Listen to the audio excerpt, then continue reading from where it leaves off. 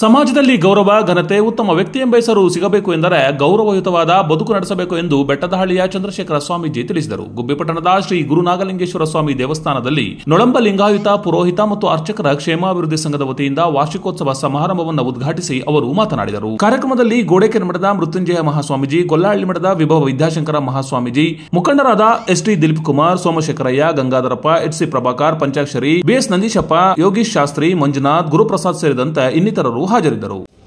ಇದನ್ನು ನಾವು ಕೆಲಸ ಅಂತ ಹೇಳ್ತೀವಿ. ಇದೊಂದು ಸ್ಮಾರ್ಟ್ ಬಿಸ್ನೆಸ್ ಸೇವೆ.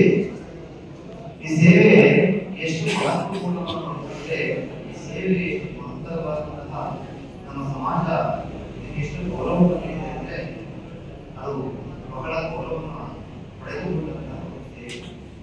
ಈ ಸಮಾಜ ಏನು ಅನಿಷ್ಟವನ್ನ ನೋಡ್ತಾ ಇದೆ, ಈ ಕಷ್ಟ ಕಾರ್ಪಣ್ಯಗಳನ್ನು ನೋಡ್ತಾ ಇದೆ, ಎಲ್ಲ ದೂರ ಆಗಲಿಕ್ಕೆ ನಿಮ್ಮ ಸೇವೆ ಅತ್ಯಂತ ಶ್ರೇಷ್ಠವಾದದ್ದು ಅಂತ ನಾನು ಭಾವಿಸುತ್ತೇನೆ. ಈ ನಾಳೆ ಮಾತಿನ